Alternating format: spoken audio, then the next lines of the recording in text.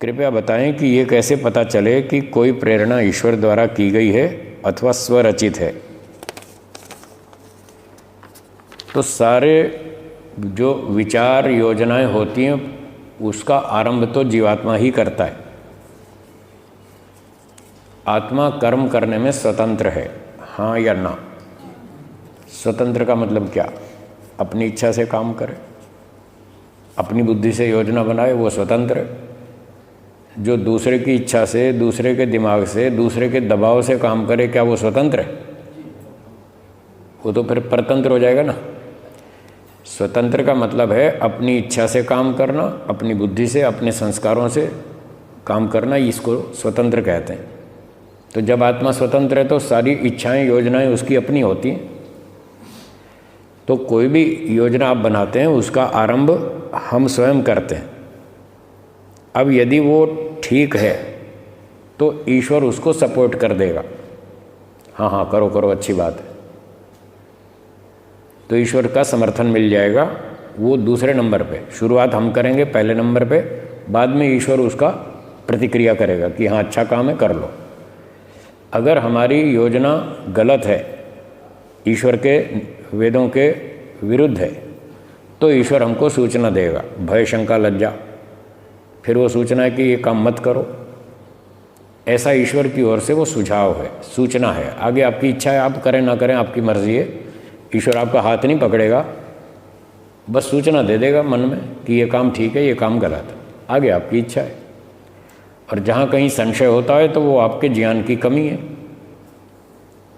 आपको उस विषय में पूरी बात नहीं मालूम कि ये काम अच्छा है या बुरा है। जहाँ संशय है, तो जब संशय हो तो शास्त्रों को पढ़ें, विद्वानों से पूछें, भाई मुझे समझ नहीं आ रहा ये काम ठीक है या गलत। तो विद्वानों की सहायता लें, वो आपको बता देंगे ये काम ठीक है, ये गलत। तो कुछ सहायता विद्वानों से भी लेनी चाहिए, माता पिता से, गुरुजनों से, अलग अलग क्षेत्र के लोग होते हैं उनसे सलाह लेनी चाहिए। और बाकी ईश्वर तो देता ही रहता है 24 घंटे। प्रश्न लिखा है, ऐसा क्या करें कि हमें दूसरों से द्वेष न हो, हम सामने वाले के गुण ही देखें, दोष नहीं। सामने वाला गलतियां करता रहे और हम फिर भी उसे क्षमा कर दें और उसके गुण ही देखें। ये तो बहुत कठिन है। कठिन तो है ना कि सिर्फ गुण देखें और दोष ना देखें। इसके लिए आपको खूब मेहनत करनी पड़ेगी। उसका एक उपाय तो ये है कि दूसरों के साथ, दूसरे लोगों के साथ कम से कम समय रहें। क्या बोला? क्या किन्हीं दो व्यक्तियों के विचार 100% एक जैसे हो सकते हैं? नहीं हो सकते ना। जब विचार एक जैसे नहीं है तो व्यवहार भी एक जैसा नहीं होगा, भाषा भी एक जैसी नहीं होगी, कहीं ना कहीं टकराव भी होगा, विचारों में टकराव होगा, व्यवहार में टकराव होगा। हर एक की बुद्धि अपनी अलग अलग है, हर एक की इच्छाएं अलग अलग हैं। हर आदमी अपनी इच्छा से जीता है, अपनी बुद्धि से जीता है, वो अपनी मर्जी से अपने काम करता है। अब जो दूसरा आदमी आपके सामने है वो अपनी इच्छा से काम करेगा और उसकी इच्छा 100% आपके साथ मेल नहीं खा रही, तो वो जब कुछ क्रिया करेगा तो वो आपकी इच्छा के विरुद्ध भी होंगी बहुत सी क्रियाएं, हाँ या ना? अब यदि आप 10 घंटा उसके साथ रहते हैं और 2 घंटा उसके साथ रहते हैं तो दोनों में कुछ फ़र्क है या नहीं? 2 घंटा मजबूरी है उसके साथ रहना पड़ता है तो ठीक है, कम से कम 2 घंटा रहना पड़ता है तो कम से कम 2 घंटा ही रहें। जितना कम समय आप दूसरे के साथ रहेंगे उतने ही उसकी क्रियाएं आपको कम देखनी पड़ेंगी। जितनी क्रियाएं उसकी कम देखेंगे उतना ही आपका उसका टकराव कम होगा। ये बात समझ में आई? जितने घंटे अधिक रहेंगे उतने घंटे आपको उसकी क्रियाएं झेलनी पड़ेंगी क्योंकि वो अपनी अकल से जिएगा, अपनी इच्छा से काम करेगा और वो आपको पसंद नहीं आएगी। तो जितनी देर आप दूसरे व्यक्ति के साथ अधिक रहेंगे उतनी ही आपकी समस्याएं बढ़ेंगी। इसलिए कोशिश करें कि दूसरों के साथ कम से कम समय बिताना पड़े, एकांत में अधिक से अधिक समय रहें। जब आप बिल्कुल अकेले रहेंगे, एकांत में रहेंगे, तो आप अपनी इच्छा से जो मर्जी चाहे सो कर सकते हैं। दूसरे की उल्टी सीधी क्रियाएं आपको देखनी नहीं पड़ेंगी और आपको गुस्सा नहीं आएगा और आपको द्वेष भी नहीं होगा। जब आप एकांत में रहते हैं, अपना चुपचाप साधना करते हैं, पढ़ाई करते हैं, ध्यान करते हैं, चिंतन मनन करते हैं, तो उतना ही आपको राग द्वेष कम होगा जितना आप एकांत में अधिक रहेंगे। अब जितने घंटे भी साथ में रहना पड़े, 2 घंटे 3 घंटे 4 घंटे जितना भी, तो उसके लिए मानसिक तैयारी रखें कि ये आदमी 100% मेरी इच्छानुकूल काम नहीं करेगा, ऐसी तैयारी करें। ये आदमी कहीं ना कहीं कुछ ना कुछ मेरी इच्छा के विरुद्ध बोलेगा और मेरी इच्छा के विरुद्ध काम करेगा, ऐसी क्रियाएं करेगा जो मुझे पसंद नहीं है। जब ये उल्टा सुल्टा बोलेगा और उल्टी सीधी क्रियाएं करेगा, तब मैं गुस्सा नहीं करूँगा। ये संकल्प अपने मन में सुबह उठते ही करें, हर रोज़ करें, चाहे कुछ भी हो जाए। मुझे गुस्सा नहीं करना है, मुझे द्वेष नहीं करना है, जो भी कहना है प्रेम से कहना है। उसका विचार पसंद नहीं आया तो उसको प्रेम से कह देंगे, भाई ठीक है, चलो जैसे आपको अच्छा लगता है आप करो। लड़ाई झगड़ा नहीं करेंगे। सुबह उठकर रोज़ ऐसा कहें, अपने आप को कहें, रोज़ संकल्प करें। तो ऐसे धीरे धीरे अभ्यास करना होगा। जब वो घटना सामने आएगी, वो सामने वाला व्यक्ति अपनी मनमानी करेगा, अपनी इच्छा से काम करेगा, तब आप सावधान होंगे और आप गुस्सा नहीं करेंगे, द्वेष नहीं करेंगे, और जितनी उसकी अच्छी बातें हैं उतना का लाभ ले लेंगे और जो उसकी गड़बड़ है उसको छोड़ देंगे। ऐसे करना पड़ेगा। क्या गृहस्थ में रहकर ईश्वर को पाया जा सकता है या आध्यात्मिक उन्नति हो सकती है? गृहस्थ में रहकर बहुत अधिक नहीं हो सकती, थोड़ी थोड़ी हो सकती है, क्योंकि गृहस्थ में रहेंगे उसमें काम बहुत होते हैं, ड्यूटी बहुत ज़्यादा होती है। बच्चों को देखना, परिवार को देखना, नौकरी करना, व्यापार करना, पैसे कमाना, 20 तरह के काम होते हैं, सब देखने पड़ते हैं। रिश्तेदारी में भी, समाज में भी जाना पड़ता है, तो वहाँ टाइम ही कहाँ मिलता है। आपको पढ़ाई का, ध्यान का, स्वाध्याय का, व्यायाम का, चिंतन मनन का समय ही बहुत कम मिलता है। तो जब समय कम मिलता है तो उतनी ही उन्नति भी कम होगी। जब गृहस्थ की ड्यूटी पूरी हो जाए फिर आप वानप्रस्थ में चले गए, एकांत में जंगल में रहते हैं, कहीं आश्रम में रहते हैं। बिल्कुल अकेले झोपड़ी बना के नहीं रहना, वो नहीं कह रहा हूँ मैं। एकांत का मतलब अकेले बिल्कुल नहीं रहना, वो नहीं कह रहा। कहीं आश्रम में रहें, संस्था में रहें। आजकल ज़माना बहुत ख़राब है, कहीं कोई झोपड़ी बना के अकेला साधु रहता है तो लोग उसको रात को मार देते हैं और जो भी सामान लूट के ले जाते हैं। इसलिए जंगल में अकेले झोपड़ी बना के नहीं रहना, कहीं ना कहीं संगठन में रहें। 10, 5, 25 लोग साथ में रहें आश्रम में, तो एक दूसरे की सुरक्षा, सेवा, सहायता संगठन बना रहेगा और एक दूसरे की सेवा भी होती रहेगी।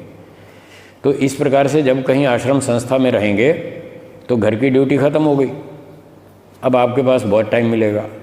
इसलिए वहाँ आप पढ़ भी सकते हैं, ध्यान भी कर सकते हैं, स्वाध्याय कर सकते हैं, चिंतन मनन कर सकते हैं, पठन पाठन कर सकते हैं, तब आपकी उन्नति अधिक हो पाएगी। गृहस्थ में तो टाइम नहीं मिलता, काम बहुत होते हैं।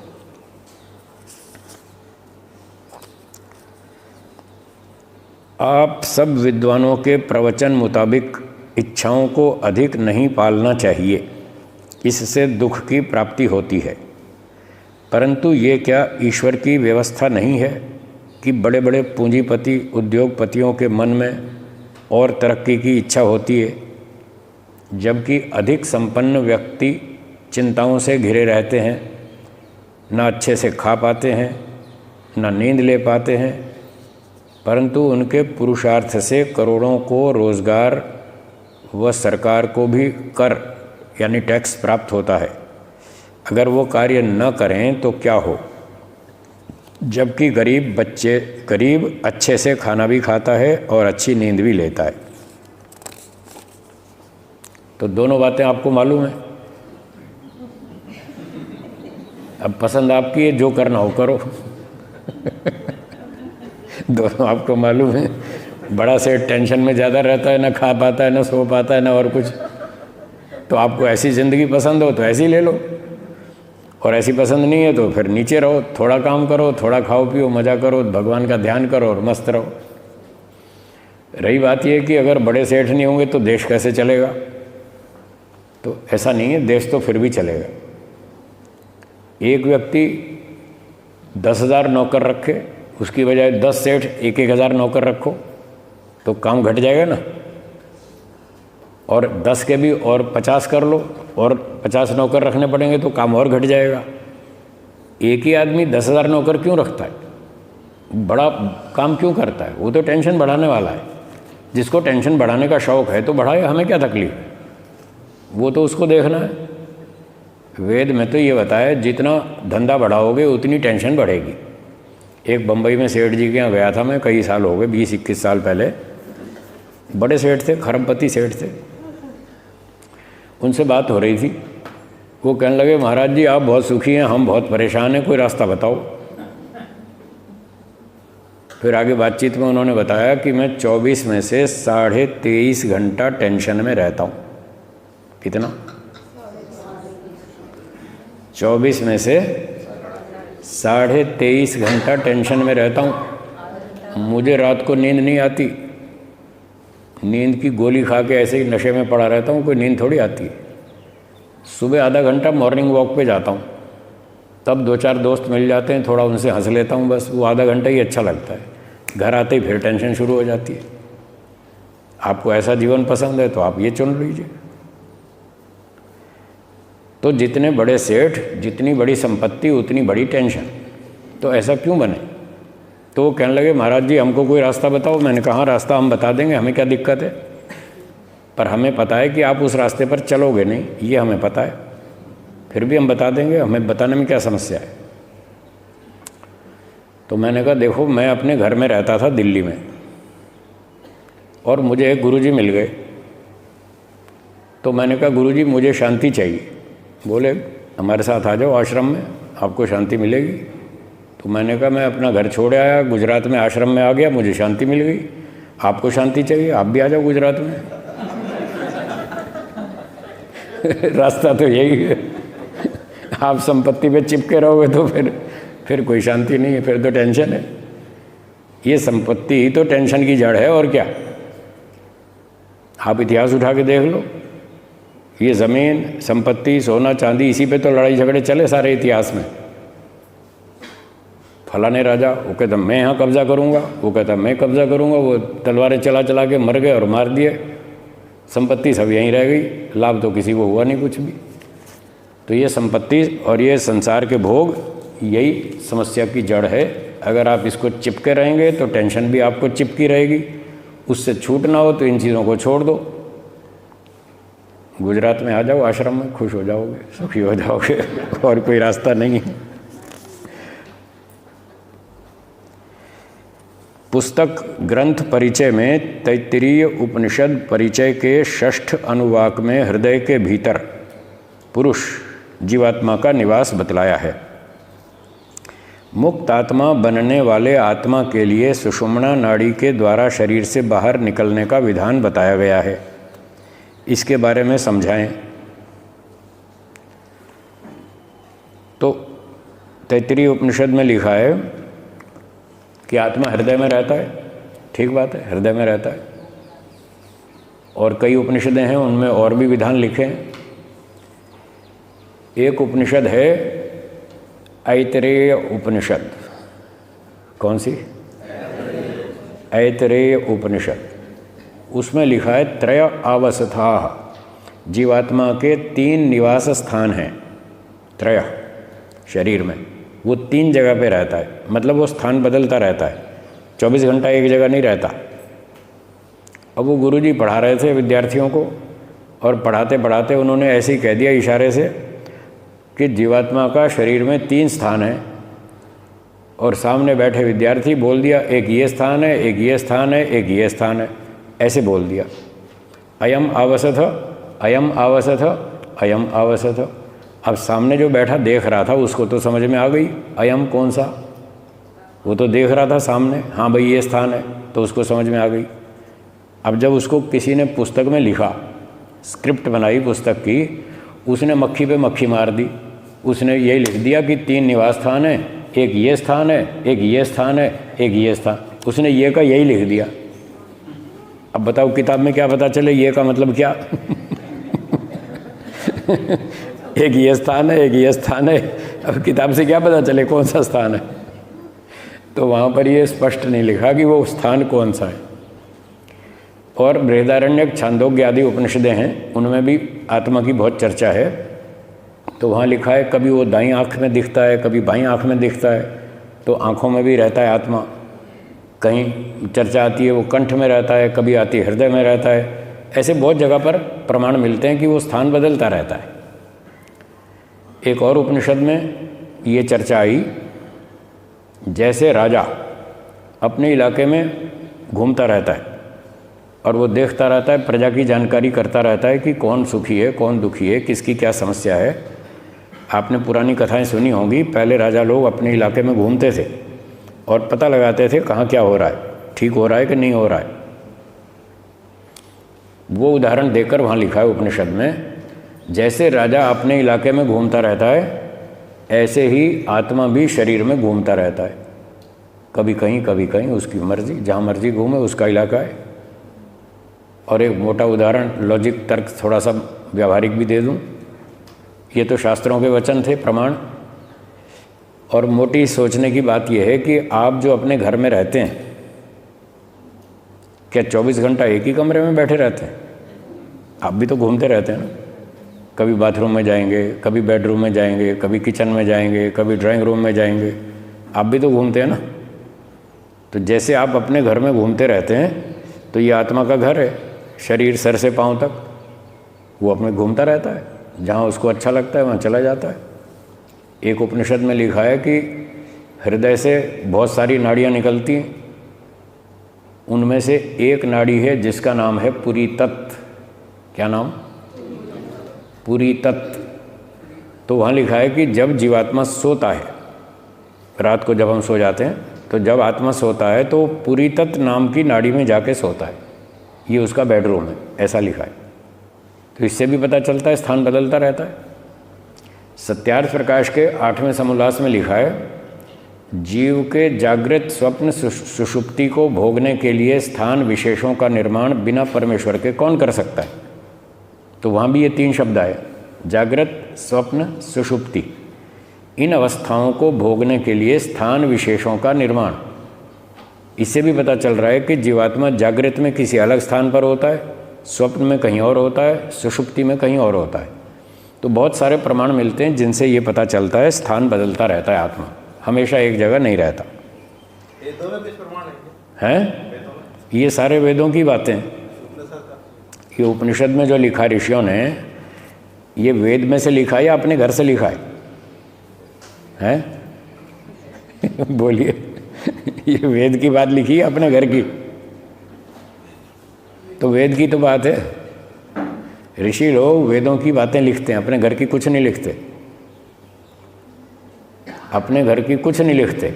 और मैं वेद की और ऋषियों की ही सुनाता हूँ, दूसरी मैं सुनाता ही नहीं। ना मैं कोई दूसरी किताब पढ़ता, दूसरी पढ़ता भी नहीं।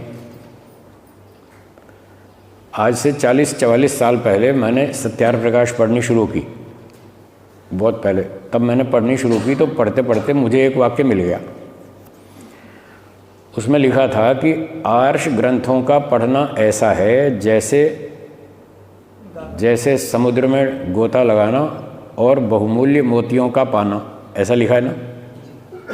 और अनार्ष ग्रंथों का पढ़ना ऐसा है जैसे पहाड़ का खोदना और कौड़ियों का लाभ होना। ये वाक्य मैंने पढ़ लिया तो मेरे सर में घुस गया। मैंने कहा जब आर्ष ग्रंथों में हीरे मोती मिलते हैं तो फिर यही क्यों ना पढ़े, और अनार्ष ग्रंथों में कौड़ियों का लाभ है तो वो क्यों पढ़े। तो तब से मैंने फिर संकल्प कर लिया कि दूसरी किताब पढ़नी ही नहीं। तो मैं पिछले 40-44 साल से दूसरी किताब पढ़ता ही नहीं, ऋषियों के ग्रंथ ही पढ़ता हूँ। दर्शन, वेद, उपनिषद, मनुस्मृति, सत्यार्थ प्रकाश आदि, बस ऋषियों के ही ग्रंथ पढ़ता हूँ और कुछ नहीं पढ़ता। और उससे मुझे बहुत लाभ हुआ। इन पुस्तकों को मैं 100 बार पढ़ता हूँ, 200 बार पढ़ता हूँ, 250 बार पढ़ता हूँ। इन्हीं को पढ़ता हूँ, जितनी बार भी पढ़ता हूँ। इससे मुझे बहुत फ़ायदा होता है। इससे मुझे सोचने का ढंग समझ में आता है कि कैसे सोचना चाहिए, कैसे बोलना चाहिए। उदाहरण के लिए इन शास्त्रों में एक न्याय दर्शन है। न्याय दर्शन आपने नाम तो सुना ही होगा, सुना है ना। तो न्याय दर्शन एक ऐसी पुस्तक है जिसमें सोचना और बोलना सिखाया जाता है। कैसे सोचना चाहिए, कैसे बोलना चाहिए। उसमें सोचने और बोलने की 54 प्रकार की गलतियां बताई हैं। कितनी?